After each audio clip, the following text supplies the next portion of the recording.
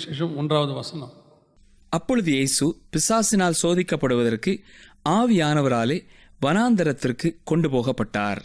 இது இயேசு கிறிஸ்துவானவர் 30 ஆண்டு காலம் குடும்ப வாழ்க்கைனா பெற்றோரோடு கூட சகோதரரோடு கூட இருந்து இப்பொழுது பிதாவின் திட்டத்தை செய்வதற்கு ஊழியத்தின் பாதைக்கு வருவதற்கு நடுவில் நடக்கிற ஒரு சம்பவம். 4ஆம் அதிகாரம் 1வது வசனம். இந்த காரியத்தை கர்த்தர் மிக முக்கியமான ஒரு சம்பவம் இதில் இருக்குது. நம்ம எல்லாருக்குமே இப்படிப்பட்டதான ஒரு அழைப்பை கர்த்தர் வச்சிருக்கிறார். பொதுவாக நம்ம எல்லாம் என்ன நினைக்கிறோன்னா, ஊழியத்தின் பாதையில் ஊழியம் என்பது எனக்கு ஒரு அழைப்பு, அது வந்தால் தான் நான் செய்யணும் அப்படின்னு நீங்கள் நினைக்கிறீங்க. ஆனால் உங்களுடைய ரட்சிப்பின் அழைப்புன்னு ஒன்று இருக்குது. ரட்சிப்பின் அழைப்பு நம்மெல்லாம் கர்த்தருக்காக ஆண்டவரை ஏற்றுக்கொண்டு வந்திருக்கிறோம். அப்படி வந்திருக்கிற நாமே கர்த்தருக்கு முன்பாக எப்படி இருக்கிறோன்னு வசனம் சொல்லுது. வாசிங்க, வெளிப்படுத்தின விசேஷம் 1ஆம் அதிகாரம் 6வது வசனத்தை வாசிங்க. 6வது வசனம் 1:6 வாசிங்க. நம்மிடத்தில் அன்பு கூர்ந்து தமது இரத்தத்தினாலே நம்முடைய பாவங்களற நம்மை கழுவி தம்முடைய பிதாவாகிய தேவனுக்கு முன்பாக நம்மை ராஜாக்களும் ஆசாரியர்களுமாக்கின அவருக்கு மகிமையும் வல்லமையும் என்றென்றைக்கும் உண்டாயிருப்பதாக. ஆமேன். ஆசாரியருமாக்கின அப்படின்னு உங்களுடைய அழைப்பிலேயே, நம்முடைய அழைப்பிலேயே ஆசாரியத்துவமும் ராஜ்யபாரமும் சேர்ந்து இருக்குது. இது புதிய ஏற்பாட்டினுடைய அழைப்பு இப்படித்தான். ஆரோனை போல அழைக்கப்படாவிட்டால் ஒருவரும் இந்த ஊழியத்திற்கு தானாய் வருகிறதில்லை. அது எதுன்னு கேட்டிங்கன்னா, இந்த அழைப்பில் உங்களுக்குன்னு ஒரு ஊழியம் தனிப்பட்ட முறையில் வச்சுருப்பார். 5 வகையான ஊழியத்தில் அதுக்கு எதுன்னு வேறு பிரிப்பார். அதற்கு பேர் தான் தனிப்பட்ட அழைப்பு. ஆனால் உங்களுடைய அழைப்பிலேயே, நீங்கள் ரட்சிப்பிலேயே நீங்கள் ஊழியம் செய்ய வேண்டியது கட்டாயம். நீங்கள் ரட்சிக்கப்பட்டீங்கன்னா ஊழியம், சுவிசேஷ ஊழியம் ஒன்று என்ன செய்யணும்? கட்டாயமாக செய்யணும். அதுக்கு அழைப்பு தேவையே இல்லை. ஏன்னா உங்கள் அழைப்பிலேயே அது இருக்குது.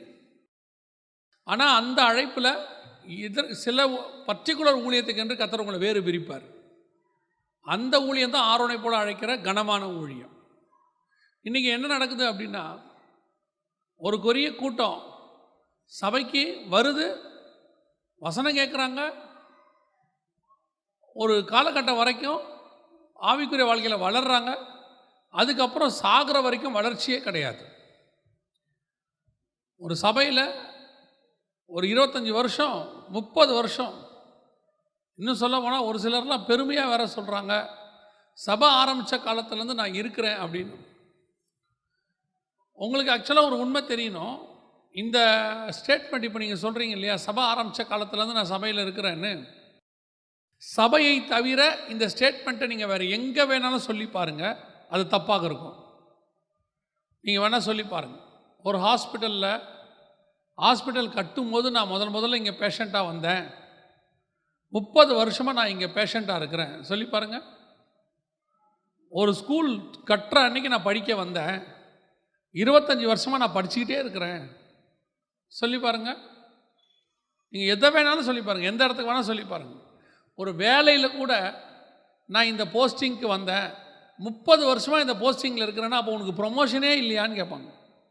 ஒரே இடத்துல இப்படியாவா இருக்கிற அப்படின்னு கேட்பாங்க. அதே மாதிரி தான் சபைக்கு நீங்கள் வந்தது ஒரு விசுவாசியாய் சாவதற்கு அல்ல. உங்களை ஆண்டவர் விசுவாசியாக இருந்து சீஷனாக்கி, சீஷனான நீங்கள் ஒரு காலகட்டத்தில் ஊழியக்காரனாக மாறணும். அதுதான் ராஜாவும் ஆசாரியருமான அழைப்பு.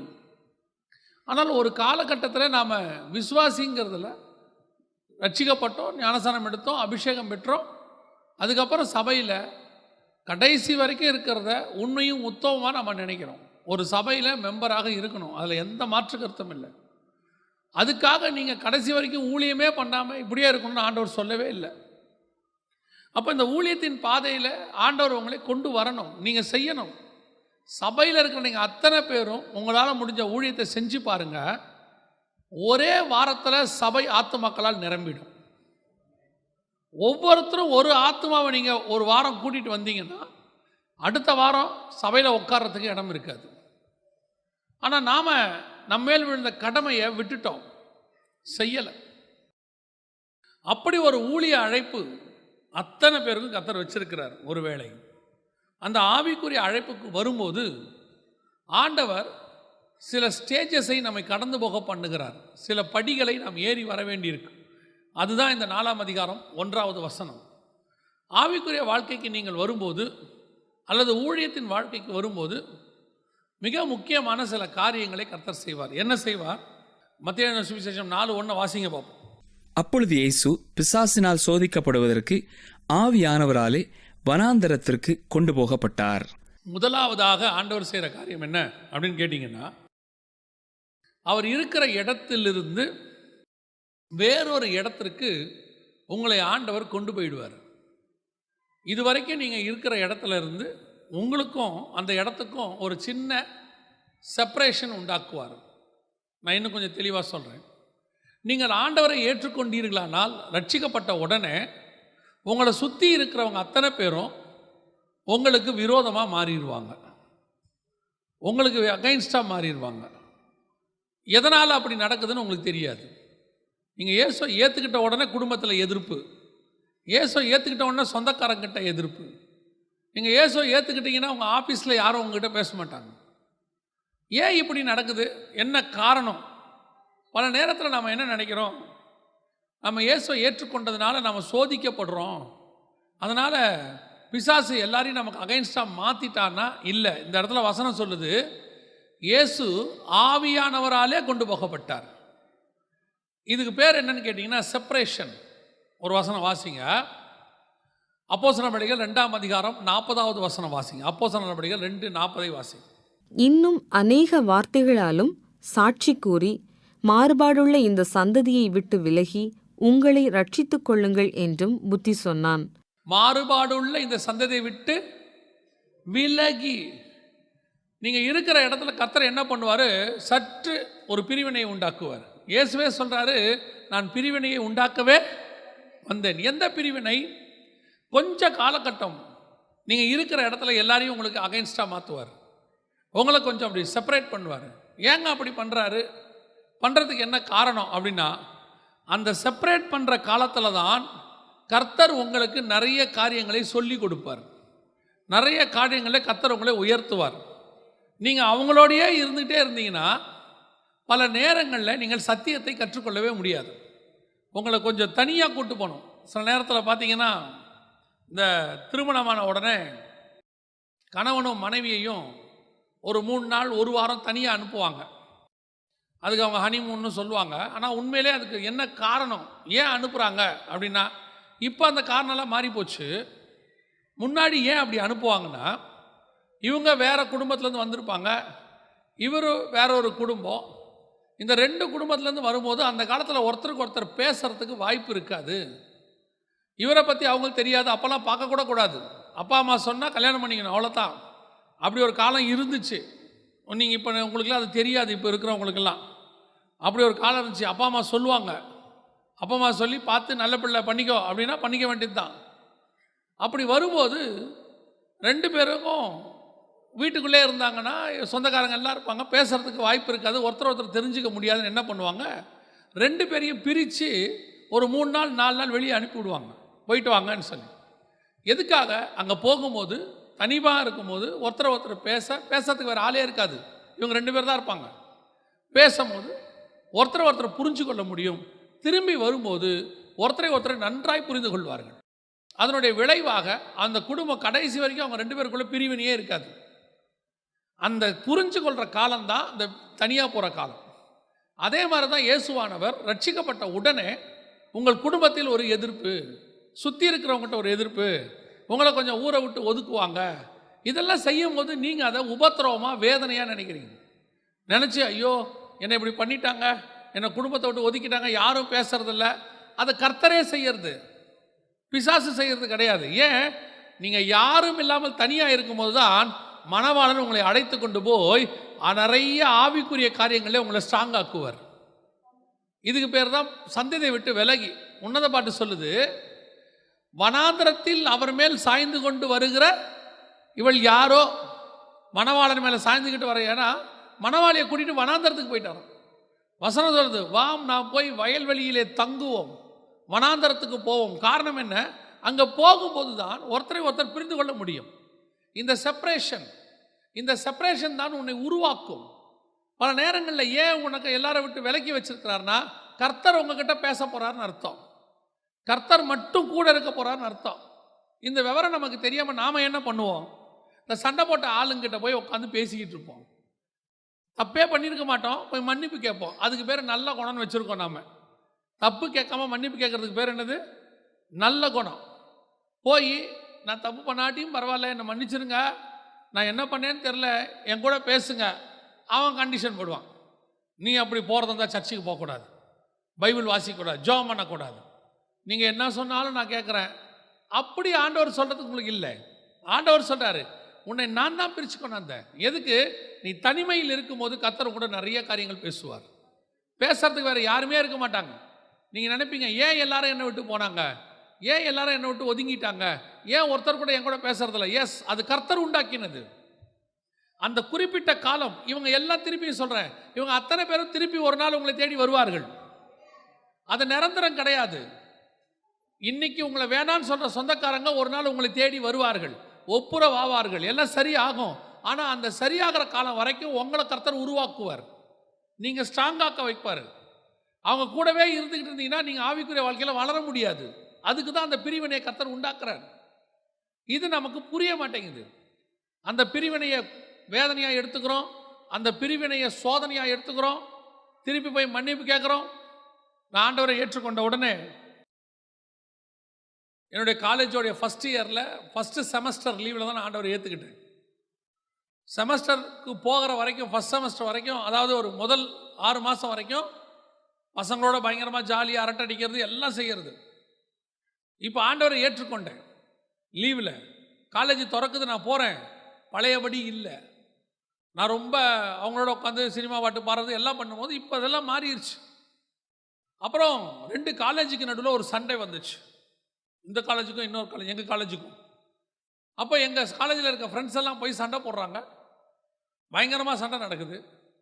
ஆனால் நான் சண்டை போட முடியாது, ஏன்னா எனக்கு சண்டை போட ஆண்டவர் அனுமதி கொடுக்க மாட்டார் பைபிள் படி. அதனால் நான் சண்டைக்கு போகல. அவங்க பார்வையில் அது எனக்கு தப்பாக புரியுது. அவங்களுக்கு வந்து என்கிட்ட சொன்னாங்க, கிளாஸ் பசங்கள்லாம், ஃப்ரெண்ட்ஸ் எல்லாம் சேர்ந்து சண்டை போட்டு அடி வாங்குகிறோம், நீ பார்த்துக்கிட்டே நிற்கிற, இனிமேட்டு நீ உங்கள்கிட்ட நாங்கள் யாரும் பேச மாட்டோம்னு சொல்லி ஒரு பெரிய ஃப்ரெண்ட்ஸ் கூட்டம் என்னை விட்டு விலகி போயிடுச்சு. அதுக்கப்புறம் காலேஜுக்கு 2.5 வருஷம் அந்த குறிப்பிட்ட கூட்டம் என் கூட சேரவே இல்லை. ஒரு காலகட்டம் வரைக்கும் நான் தனியாக இருந்தேன். காலேஜுக்கு பஸ்ஸில் தனியாக போவேன், என் பக்கத்தில் யாரும் உட்கார மாட்டாங்க, பேச மாட்டாங்க. அப்புறம் காலேஜுக்கு போன பிறகு மத்தியான நேரத்தில் சாப்பிட்ற நேரத்தில் யாரும் கூட உட்காந்து சாப்பிட மாட்டாங்க. தனியாக போய் அங்கே ஒரு சூரச்செடி இருந்துச்சு, அதுக்கு கீழே போய் உட்காந்துருப்பேன், பெட்ஷீட் போட்டு, ஒரு டவல் போட்டு, அங்கே தான் உட்காந்து சாப்பிடுவேன். அப்புறம் அங்கேயே தூங்குவேன், அங்கேயே ஜெபம் பண்ணுவேன், அங்கேயே பைபிள் வாசிப்பேன். கிட்டத்தட்ட 1.5 வருஷம் யாரும் என் கூட சேரவே இல்லை, யாரும் என் கூட பேசவே இல்லை.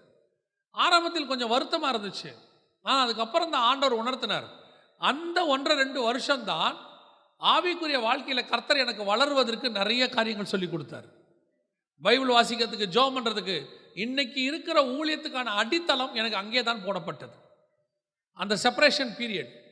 உங்களை கர்த்தர் அப்படி அந்த மாதிரி எல்லாரும் விட்டு ஒதுக்கி இருக்கிறாருன்னா வருத்தப்படாதீங்க, பின்னாட்களில் கர்த்தர் உங்களை பயன்படுத்த போகிறாருன்னு அர்த்தம். அதுக்கான ஆயத்த பணியை கர்த்தர் செய்வார். நீங்கள் தேவன் கூட மட்டும் இருங்க, ஒரு நாள் வரும் இவங்க அத்தனை பேரையும் சரி பண்ணி கர்த்தர் கொண்டு வருவார். அவங்க வந்து உங்களை மாற்றாத அளவுக்கு நீங்கள் ஸ்ட்ராங்காக ஆகிடுவீங்க ஆவிக்குரிய வாழ்க்கையில். இல்லைன்னா என்ன ஆகும் தெரியுமா? உங்களை திருப்பி அவங்க வழி விலக பண்ணுவாங்க. ஏன்னா நீங்கள் ஆவியில் வளர்ந்துருக்க மாட்டீங்க. அவங்களும் கூட இருந்து உங்களை ஏதாவது சொல்லிக்கிட்டே இருப்பாங்க, நீங்கள் பின்மாற்றம் அடைஞ்சிருவீங்க. இல்லைனா அவங்க திருப்பி அந்த பழைய காரியங்கள் பேசிக்கிட்டே இருப்பாங்க, நீங்களும் அவங்க கூட பேசிக்கிட்டே இருப்பீங்க. புது காரியத்தை கர்த்தரிடத்தில் கற்றுக்க முடியாது. அதனால் ஆண்டவர் என்ன பண்ணுவார், இப்படி வேறு பிரித்து ஆண்டவர் கூட்டிகிட்டு போவார், தனியாக கூட்டிகிட்டு போவார். ஆவியானவராலே பிரித்தெடுக்கப்படுகிறதான ஒரு காரியம். இந்த காரியத்தை ஆண்டவர் செய்யும் போது நீங்கள் ஒப்பு கொடுக்கணும், அதுக்கு அனுமதி கொடுக்கணும். நீங்கள் உடனடியாக அது நடக்கும்போது ஐயோ இப்படி ஆகிப்போச்சேன்னு சொல்லி திருப்பி போய் தப்பு செஞ்சால் கண்டிப்பாக ஒப்புரவாகணும், அதில் எந்த மாற்று கருத்தும் இல்லை. ஒருவேளை நீங்கள் தப்பு செய்ய விட்டால் நீங்கள் ஒப்புரவாக வேண்டிய அவசியம் இல்லை. ஆண்டவர்கிட்ட ஒப்பு கொடுங்க, ஆண்டவர் உங்களை உருவாக்குவார். ஒரு முறை ஒரு காரியத்தை ஆண்டவர் சொல்லி கொடுத்தார். ஒரு உதாரணத்தை, இந்த ராக்கெட் ஒன்று மேலே போகும்போது பார்த்தீங்கன்னா உங்களுக்கு டிவிலெலாம் காட்டுவாங்க. பல டன்னு வெயிட் இருக்கிற ராக்கெட் இருக்கும், மேலே போகும். ஆனால் ஒரு குறிப்பிட்ட டிஸ்டன்ஸ் மேலே போன உடனே அந்த ராக்கெட்டில் பாதி காரியங்கள் பிரிஞ்சு விழுந்துடும், பிரிஞ்சு கடலில் போய் விழுந்துடும். மீதி தான் மேலே போகும். இன்னும் கொஞ்சம் தூரம் போனோடனே அடுத்த பாதி பிரிஞ்சு விழுந்துட்டு அடுத்த மீதி போகும். கடைசியாக மேலே எது போய் நிற்கும் தெரியுமா? ஒரு கூடை அளவு உள்ளது மட்டும் போய் நிற்கும். அது ஜஸ்ட் ஒரு கூடை, சேட்டிலைட்டுன்னு சொல்லுவாங்க, அந்த கூடை அளவு மட்டும் தான் போய் நிற்கும். இப்போ கீழே இருந்து தான் எல்லாம் வந்துச்சு.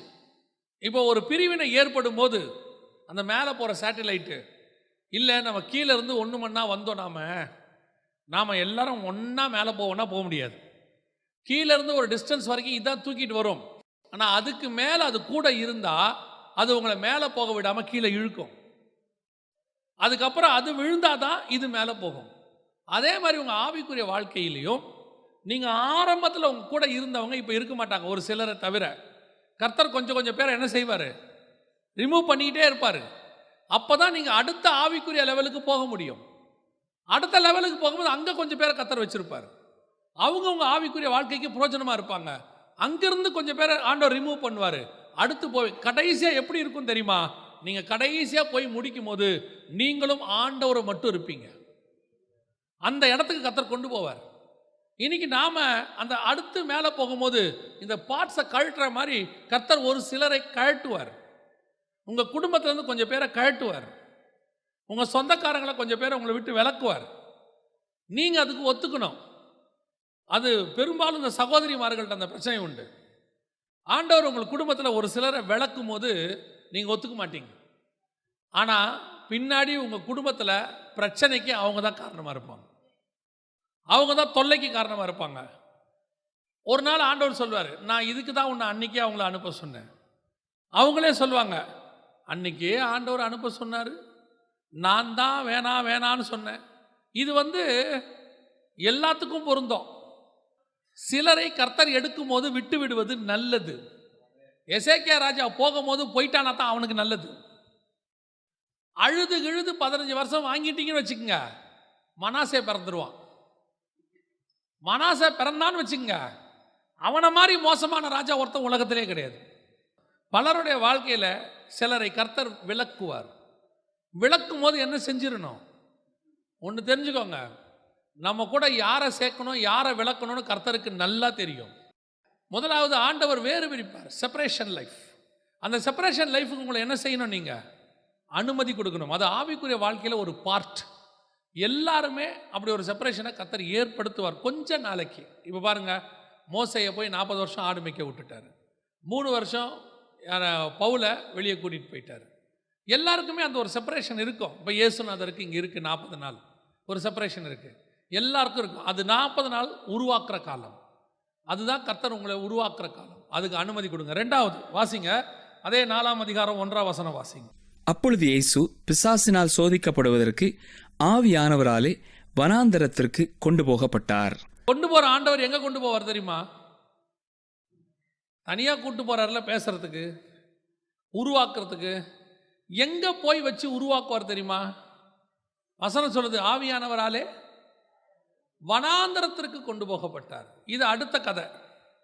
வனாந்தரம் பொதுவாக நம்மளை கூட்டிகிட்டு போகிற இடம் நல்ல இடமா தான் இருக்கும் இல்லை?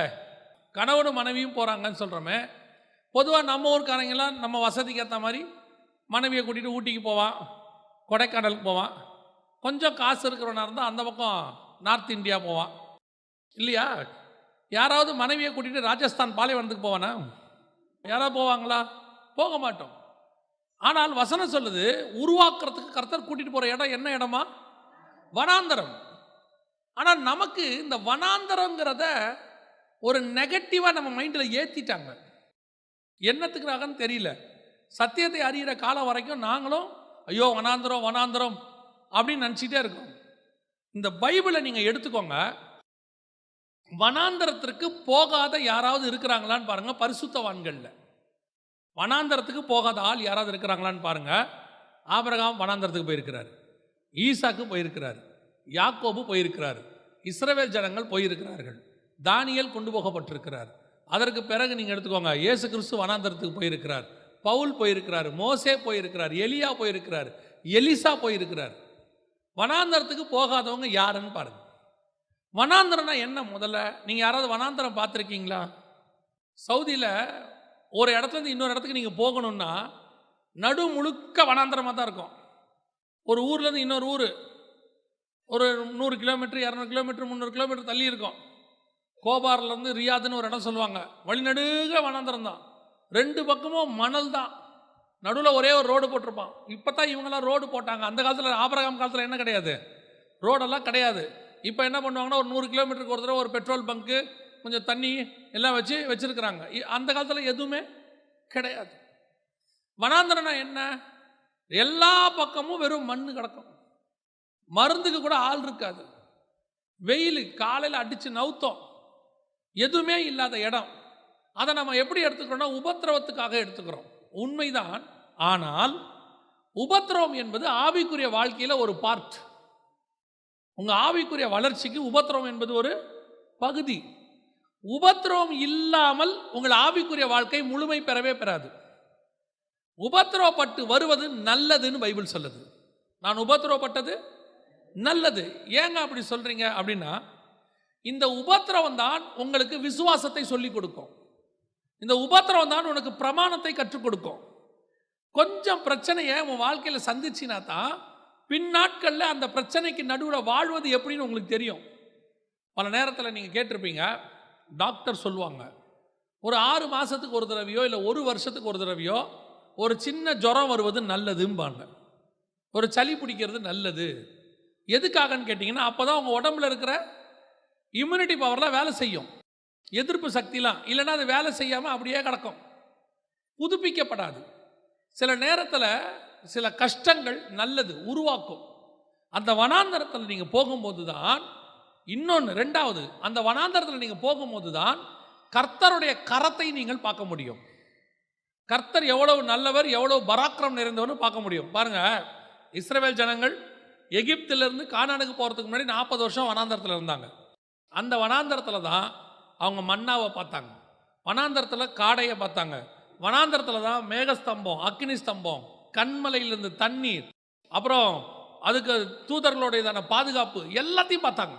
அந்த வனாந்தரம் என்பது உங்களுக்கு நடக்கிற பாதை கஷ்டமாக இருக்கும், ஆனால் அதுக்கு நடுவில் கர்த்தருடைய கரம் இருக்கிறதை காட்டும். எல்லாருடைய வாழ்க்கையிலையும் ஊழியத்தின் பாதையில், ஆவிக்குரிய வாழ்க்கையில் ஒரு சின்ன உபத்திரவத்தை தாண்டி தான் வந்திருப்பாங்க. யாரை வேணாலும் கேளுங்க, உபத்திரவம் இல்லாமல் உயர்வு கிடையவே கிடையாது. இன்றைக்கி கடைசி காலத்தில் என்ன போதனை வந்துருச்சுன்னா, உனக்கு கஷ்டமே கிடையாது, வேதனையே கிடையாது, போராட்டம் கிடையாது, வெறும் ஆசீர்வாதம். ஆசீர்வாதம் இல்லைன்னு சொல்லலை, அந்த ஆசீர்வாதத்துக்கு முன்னாடி கர்த்தர் உனக்கு ஒரு சோதனை வைப்பார். அதை நீ கடந்து வரும்போது உனக்கு ஆசீர்வாதம் பல மடங்கு வரும். பல நேரத்தில் நீ ஆசீர்வாதம் இது இல்லாமல் வரும்போது, இப்போ உதாரணமாக கோவிட் காலத்தில் எக்ஸாம் வச்சாங்க பார்த்தீங்களா? கோவிடில் எக்ஸாமே கிடையாது, எல்லாரும் பாஸ். எல்லாரும் பாஸுங்கிறது சரியா தப்பா? எல்லாரும் பாஸுங்கிறது சரியா தப்பா?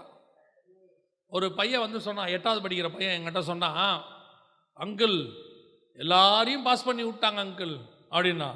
நான் சொன்னேன், டே சந்தோஷமான விஷயம் தானடா, பாஸ் பண்ணி விட்டா நீ ஏன்டா வருத்தப்படுற? அப்புறம் படித்தவனுக்கும் படிக்காதவனுக்கு என்ன அங்கிள் வித்தியாசம்? நான் இவ்வளோ கஷ்டப்பட்டு படிச்சுன்னா பிரயோஜனம் அப்படின்னு கேட்குறேன். கரெக்டு தானே?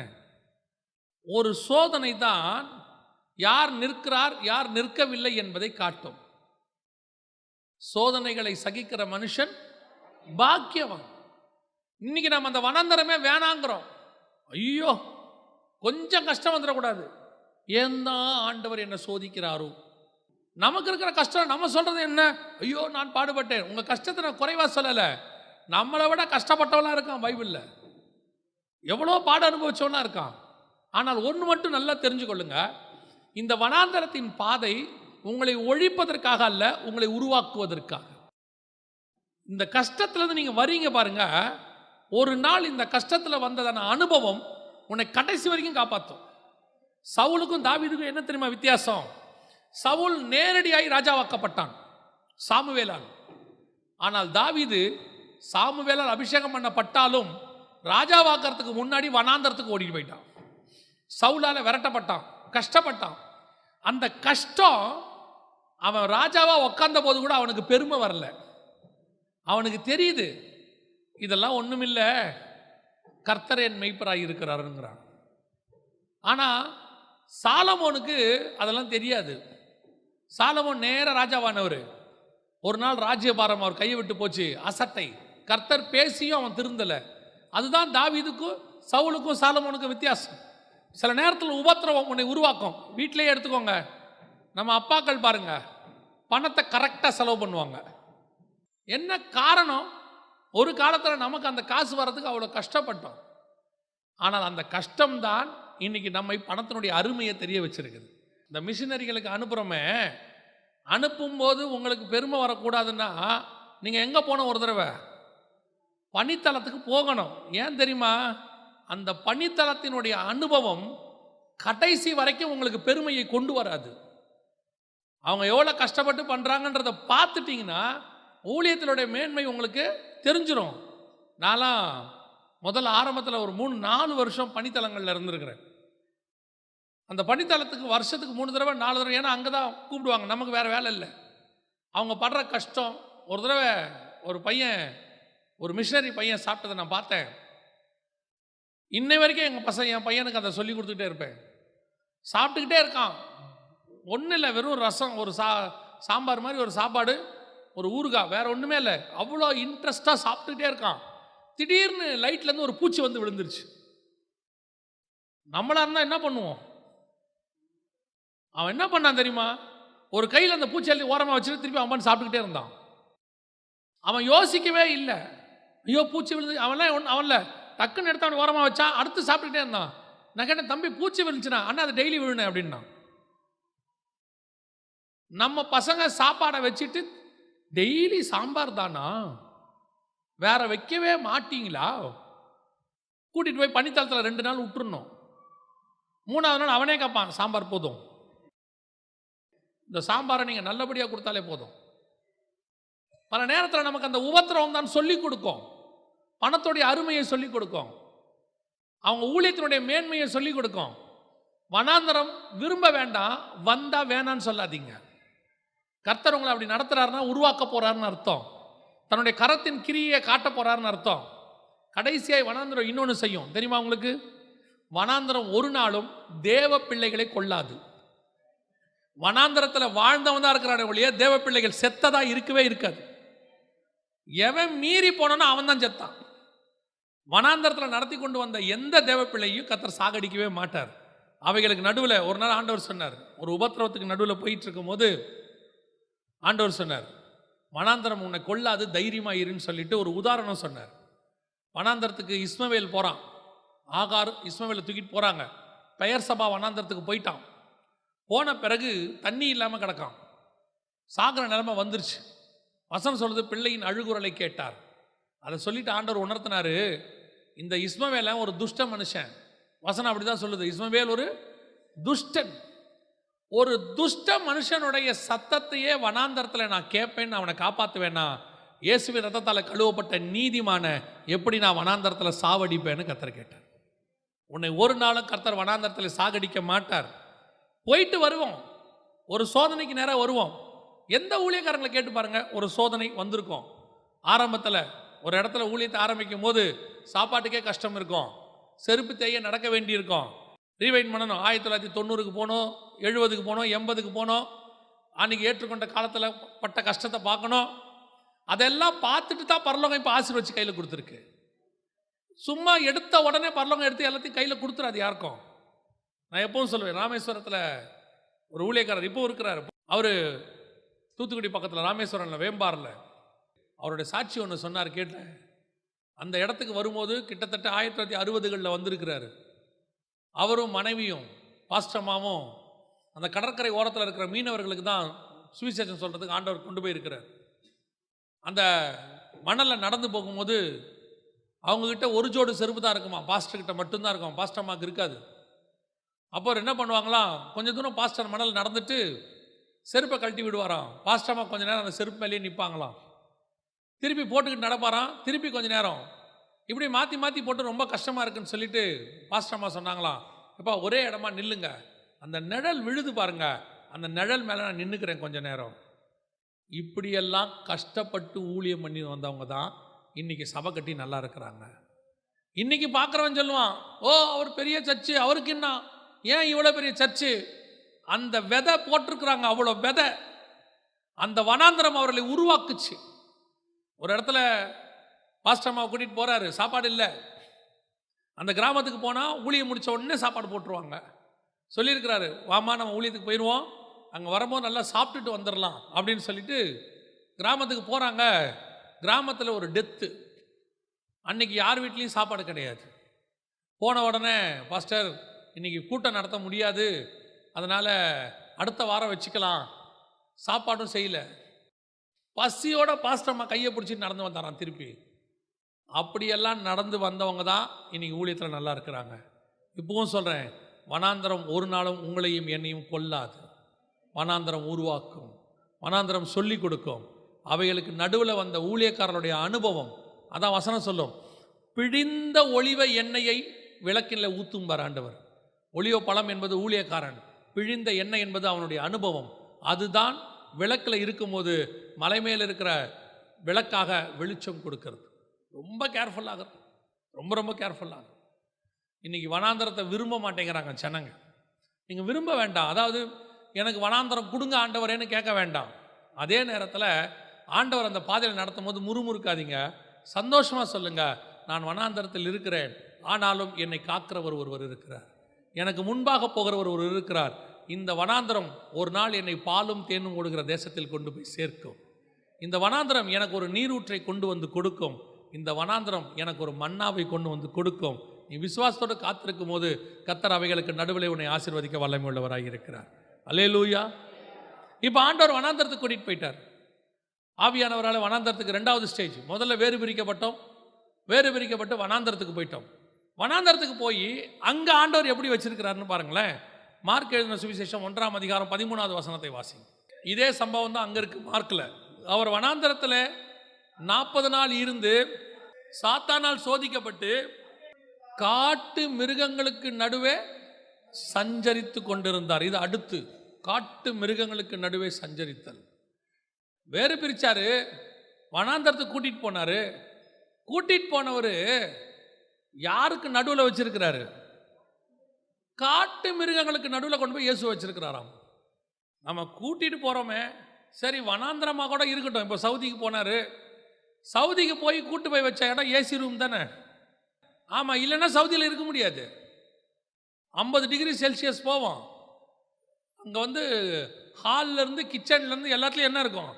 ஏசி இருக்கும். வெளியே வந்தால் வண்டியில் ஏறினா வண்டியில் ஏசி இருக்கும்.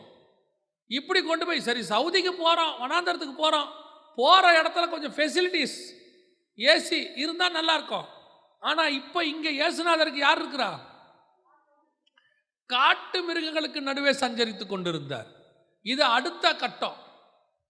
கூட்டிகிட்டு போகிற ஆண்டவர் எங்கே கூட்டிகிட்டு போவார்னா, சில காட்டு மிருகங்களுக்கு நடுவில் கொண்டு போய் வச்சுருவார் உங்களை. பவுல் சொல்கிறாரு, துஷ்ட மிருகத்தோடு கூட போராடினதை போல நான் போராடினேன் என்று மனுஷர் வழக்கமாய் சொல்லுகிறேன். சில மிருகங்கள் மனுஷன்லாவும் இருக்கும், நடுவில் கொண்டு போய் ஆண்டவர் வச்சுருவார். இந்த மிருகம், காட்டு மிருகத்துடைய சுபாவம் தெரியுமா உங்களுக்கு? காட்டு மிருகத்தினுடைய சுபாவம் 104ஆம் சங்கீதம் 20-21 வாசிங்க. நீர் இருளை கட்டளை இடுகிறீர், ராக்காலமாகும். அப்போ இந்த காட்டு ஜீவன் எப்போ நடமாடும்? நைட்டில். இயேசுநாதர் பகல் ஃபுல்லாக ஃபாஸ்டிங், உபவாசம் இருந்தார்னு இருக்கு. யோசிச்சு பாருங்க, வனாந்தரத்தில் ஏசியும் கிடையாது, ஏதோ ஒரு மரத்தடியிலையோ குகையிலையோ இருந்திருக்க போறாரு. எல்லாம் முடிச்சுட்டு நைட்டு படுக்கலான்னா நைட்டு யார் வந்துடுவா? காட்டு மிருகம் வந்துடும். அவ்வளோதான். காட்டு மிருகம் வந்து என்ன பண்ணிக்கிட்டு இருக்கோம்? உருன்னு கத்திக்கினே இருக்கும். காட்டு மிருகனா என்ன? ஓநாய், புலி, சிங்கம், கரடி எல்லாம் சவுண்டு போடும், எல்லாம் வந்து நிற்கும் நைட்டில். காட்டு மிருகத்தோடு கூட என்ன பண்ணாரா? சஞ்சரித்தார்னா வாழ்றாரு, கூடவே வச்சிருக்காரு, கூடவே. அதே மாதிரி தான் அவன் வாழ்க்கையிலையும், ஆவிக்குரிய வாழ்க்கையிலையும் ஆண்டவர் சில காட்டு மிருகங்களுக்கு நடுவில் தான் கொண்டு போய் உன்னை வச்சிருப்பார், சஞ்சரிக்க வச்சிருப்பாரு. இது உன்னை டெய்லி கத்தும். டெய்லி ஊளையிடும், டெய்லி உருமும். நீங்கள் ஒருவேளை அப்படி இல்லைன்னா வீட்டுக்குள்ளே அப்படி 2 இருக்கும். அதுக்கு நடுவில் தான் கர்த்தர் ஒன்று வச்சிருப்பார். அது ஏன் கத்துது, ஏன் உருமுது உங்களுக்கு தெரியாது. நீங்கள் வேற ஜெபம் பண்ணுவீங்க, ஏன் ஆண்டவரே என்னை பிடிச்சி இதுகிட்ட கொடுத்தீங்க. காட்டு மிருகத்தோடு கூட சஞ்சரிக்கணும் நீங்கள். ஆனால் ஒரே ஒரு ஸ்பெஷாலிட்டி, நீங்கள் பைபிள் ஃபுல்லாக பாருங்கள், எல்லா காட்டு மிருகமும் உருமும் எல்லாம் செய்யும், ஆனால் ஒருத்தனையும் கடிக்காது. பார்த்துருக்கீங்களா? எதையும் கடிக்காது. அதே மாதிரி தான் நம்ம வீட்லேயும் கொடுத்துருக்கிறாரு. அதுக்கு எல்லாம் செய்யும், கர்த்தருடைய கிருபையில் அது கடிக்காமல் இருக்குது இன்ன வரைக்கும். எதுக்கு சொல்கிறேன்னா, சில நேரத்தில் சில காட்டு மிருகத்தை ஆண்டவர் என்ன செஞ்சிருவார், கூட கொடுத்துருவார். சகோதரிமார்களுக்கும் அப்படித்தான். நீங்கள் வீட்டுக்கு சர்ச்சுக்கு உபவாச ஜபத்துக்கு வந்துடுவீங்க, இல்லைன்னா ஆராதனைக்கு வந்துடுவீங்க. வந்த பிறகு நீங்கள் ஒரு முடிவு எடுத்திருப்பீங்க, இனிமேட்டு நான் கோவப்படக்கூடாது ஆண்டவரே, இனிமேட்டு நான் என்ன செய்யக்கூடாது, திட்டக்கூடாது, யாரையும் செய்யக்கூடாது, மோசேக்கு தங்கச்சியாவோ அண்ணனாவோ நான் சாந்த குணத்தில் மாறணும் அப்படின்னு நீங்கள் ஒரு தீர்மானம் எடுத்திருப்பீங்க. எடுத்துகிட்டு ப்ரேயர் முடிச்சுட்டு வீட்டுக்கு போனீங்கன்னா உங்கள் வீட்டு வாசலில் மாமியார் என்கிற நான் காட்டு மிருகம் நிற்கும். கன்ஃபார்மாக நிற்கும். அன்னைக்கு தான் நிற்கும். அது போன உடனே கேட்கும், எங்கே போயிட்டு வரேன், சர்ச்சுக்கு போயிட்டு வரேன். போன சாப்பாடு செஞ்சுட்டு போக வேண்டாம், நீங்கள் சோத்திரம் ஆண்டவர் என்ன வாய் திறக்கக்கூடாதுப்பா, பேசலாம் இல்லை இந்த ஒரு 10 நிமிஷத்தில் செஞ்சிடுறேன். அந்த காட்டு மிருகம் சும்மா இருக்காது. என்ன 10 நிமிஷத்தில் செஞ்சிடுற, அப்போ அது வரைக்கும் நான் பட்னியாக இருக்கணுமா, இப்படி ஊர் சுற்றிட்டு வருவே அப்படின்னா உங்களுக்கு சோத்திரம் ஆண்டவரே பிசாசு என்ன பேச வைக்குதுப்பா சோத்திரம். ஒரு 2 நிமிஷம் தான் நமக்கு தாங்கும் பாருங்க. அதுக்கப்புறம் நம்ம போடுற சவுண்ட் இருக்குல்ல, அதுக்கப்புறம் அந்த மாமியார் அடுத்த வார்த்தை சொல்லும், எனக்கு எதுக்குமா வம்பு, நீ உன் வேலையை பாரு, நான் என் வேலையை பாரு. அப்புறம் ஏன் அந்த அம்மா பேசிச்சு, நீங்கள் என்ன சொல்வீங்க, பிசாசம். ஆண்டவர் அனுப்புனார். உங்களை சோதிக்கிறதுக்கு ஆண்டவர் அனுப்பின ஆள் அது. நீங்கள் எவ்வளோ நேரம் தான் அமைதியாக இருக்கிறீங்கன்னு பார்க்குறது. அந்த மாமியார் பேசி முடிக்கிற வரைக்கும் நீங்கள் அமைதியாக இருந்துட்டீங்கன்னா நீங்கள் சக்ஸஸ் ஆகிட்டீங்கன்னு அர்த்தம். சில நேரத்தில் காட்டு மிருகத்தை கர்த்தர் அனுமதிப்பார். அது உருமும், கத்தும், எல்லா வேலையும் செய்யும். இப்போ பாருங்கள், சிங்க கெபியில் தானியேல் இருக்கிறார். சிங்கம் இருக்குது. அந்த சிங்கம் நல்ல சிங்கமா கெட்ட சிங்கமா? சிங்கத்தில் என்ன நல்ல சிங்கம் கெட்ட சிங்கம்னு கேட்குறீங்களா? இருக்கு. எவனை விழுங்கலாமோ என்று சுற்றி திரிகிற சிங்கம் பிசாசு, அது கெட்ட சிங்கம். யூத ராஜ சிங்கம் நல்ல சிங்கம். சரி, இப்போ சொல்லுங்க, தானியேலுக்கு போட்ட சிங்க கெபியில் இருக்கிற சிங்கம் நல்ல சிங்கமா கெட்ட சிங்கமா? நல்ல சிங்கமா? சரி, நல்ல சிங்கமா தான் ஏன் வாயை கட்ட போறான்? ஒரு தூதன் இறங்கி என்ன பண்ணான்? வாயை கட்டினான். அதுவே இஸ்ரவேலில் ஒரு சிங்கம் இருந்துச்சு, நியாயாதிபதிகளில் ஒரு தீர்க்கதரிசியை அடிச்சிச்சு. அது கழுதையும் சாப்பிடல, தீர்க்கதரிசியும் சாப்பிடல, ஆனால் பக்கத்தில் நின்றுக்கிட்டு இருந்துச்சு. அது என்ன சிங்கம்? அது நல்ல சிங்கம். சாப்பாடு வச்சாலும் சாப்பிடாது, அது பாட்டு நிற்கிது. ஆனால் இங்கே இந்த சிங்கம் அந்த சிங்கம் இல்லை. இது என்ன சிங்கம்? கெட்ட சிங்கம். அவன் வாயை கட்டிட்டான். இப்போ வாயை கட்டின பிறகு சிங்கம் எவ்வளோ டென்ஷனாக இருக்கும். நீ திறந்து விட்டுருந்தா கூட 2 கடியிலே வேலையை முடிச்சிருக்கும். நைட்டு ஃபுல்லாக இப்போ தானியேல் அது எப்படி பார்த்துட்டு உட்காந்துருக்கோம் யோசிச்சு பாருங்க.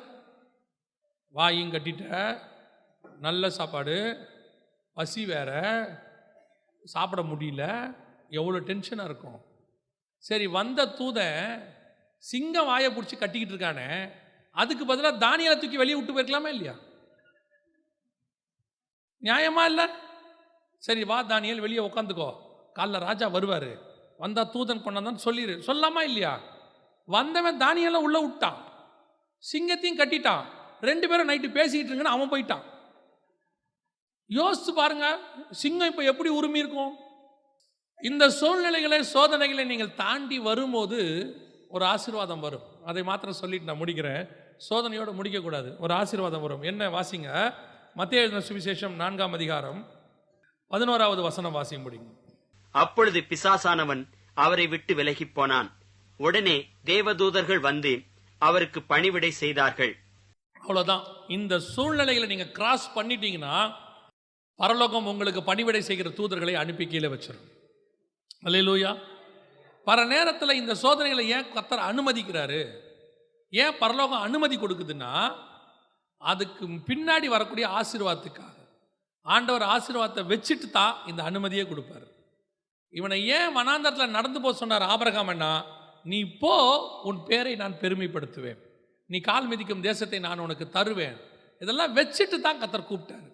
இங்கே அனுமதிக்கப்படுற சோதனைகள், போராட்டங்கள், காட்டு மிருகங்களுக்கு நடுவே சஞ்சரிக்கிறது, வேதனை, சில நேரத்தில் அவங்க பேசுகிறதெல்லாம் அவங்க இருதயத்தை உடைக்கும். சில சொந்தக்காரங்கெல்லாம் பேசுறது, ஏன் என்னை இப்படி பேசுகிறாங்க, ஏன் என்னை இப்படி சொல்கிறாங்க, நான் எந்த தப்பும் செய்யலையே, நான் அவங்களுக்கு விரோதமாக செய்யலையே. கர்த்தர் சில ஆட்களை அனுமதி கொடுக்குறார். சிலர் வந்து பேசுவான், உன் ஊழியத்துக்கு விரோதமாக, உன் குடும்பத்துக்கு விரோதமாக, உன் பிள்ளைகளுக்கு விரோதமாக பேசுவான். உன்னால் திருப்பி பேச முடியாது, உண்மை. ஆனால் இதெல்லாம் எங்கே போய் முடியும் தெரியுமா? உங்களுக்கு வச்சிருக்கிற ஆசீர்வாதத்தை ஒரு நாள் கர்த்தர் கொண்டு வந்து உங்கள் கையில் ஒப்படைப்பார். பரலோகம் உங்களுக்கு ஒரு ஆசீர்வாதம் வச்சிருக்கு. இதையெல்லாம் ஒரு காலத்தில் சகிச்சதுனால தான் இன்னைக்கு இவ்வளோ பெரிய சபைக்கு ஒரு போதகராக ஆண்டவர் உட்கார வச்சிருக்கிறார்.